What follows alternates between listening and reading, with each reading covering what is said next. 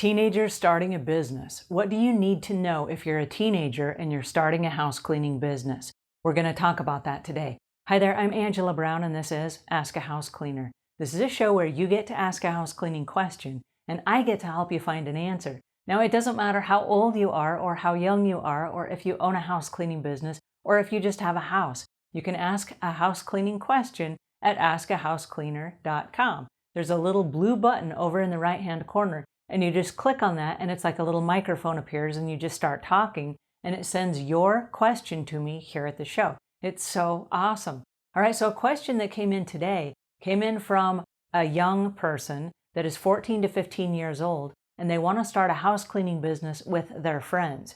And they said, what questions do I need to know and what do I need to know legally in order to have my own business? All right, that's an excellent question, and I decided to make a video on this instead of just answering the question because there are a lot of young people out there who want to start their own house cleaning companies. So I am super excited that there are energetic, young, youthful people that are thinking into the future about their college educations and about buying cars, and they want the responsibility of being a business owner even as a teenager. So we do want to talk about that today. Now, the very first thing that I want you to be aware of is as a teenager, 14, 15 years old, you are not legally allowed to be the business owner. And so you can't create a legal entity as a corporation until you're 18 years old. And so being what's considered a child, we know you're not a child, but that's how the federal government regulates the age is by saying if you're under 18, you're a child. So as a child, you are not allowed to file any of the legal paperwork. And so you need to find a legal guardian or a parent that is over the age of 18 to help you with the paperwork. And so it will be listed in their name, and then you can be listed as a business partner or as a member of that organization. All right, now having said that, if you are the business owner and you are hiring other 14 and 15-year-olds, you have to follow what is the FLSA, which stands for the Fair Labor Standard Act. And what that means is there are rules and regulations that say that if you are 14 and 15 years old, yes, you can work, but there are certain rules and regulations as far as the time you're allowed to work per day.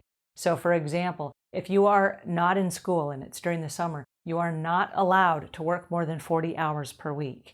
And then on days when there is school during a calendar week, you are not allowed to work more than 18 hours per week. And so there are rules that you have to follow so that you don't get in trouble with the legal government. And even if you're a teenager, you still have to follow those rules and regulations.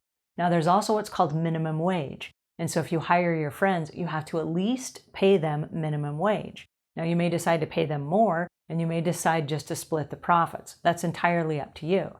But you have to at least pay them minimum wage. All right, so those are rules. And in the show notes, if you're watching the video, in the Show More section underneath the video, I'm going to put links to the different things that you need to read in order to make your small business legal.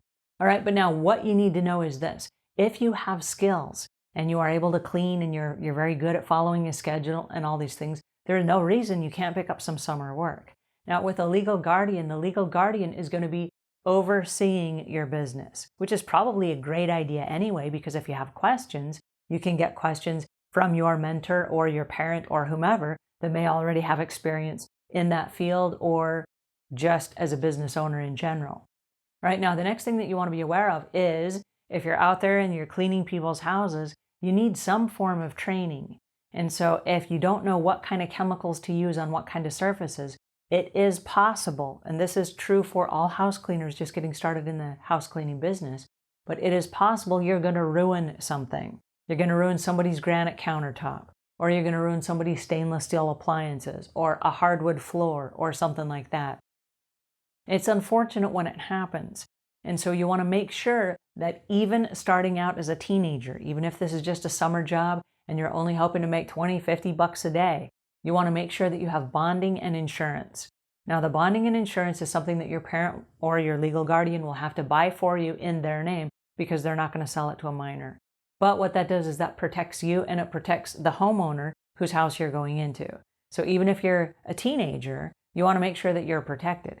Because if you get hit with a $2,500 stainless steel fridge bill because you've ruined the front of somebody's stainless steel fridge, you don't want that to come out of your college fund. So you want to make sure that you have your bases covered And just like any business professional, there are business rules that you want to follow.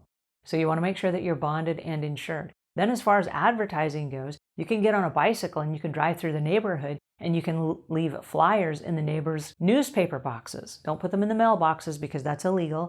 The mailbox is owned by federal property. And so you cannot put your flyer in somebody's mailbox, but you can slide it in the newspaper box. So you can leave your flyers there and hopefully some folks will find you and hire you. Now, it's also possible that you have friends that you have met their parents at the bus stop over the last several years. And so what I would do is I would call your friends and say, hey, do your parents need some house cleaning in this neighborhood? And because you're 14 or 15 years old, my guess is that you don't have a car. And so you're going to probably get a wheelie cart that has wheels on it with your cleaning supplies. And that's how you will get around your neighborhood to go clean the houses that are near where you live. So if that's the case, you want to get your friends involved and say, hey, I don't want to clean my own room, but you can hire my friend who's got this house cleaning business to come clean my room and to clean the rest of the house. Now, most parents who have kids that are teenagers are going to understand that you need band uniforms, that you have scouting outings, and that you have sporting outings, and there are different pieces of equipment and musical instruments and things that you need for school.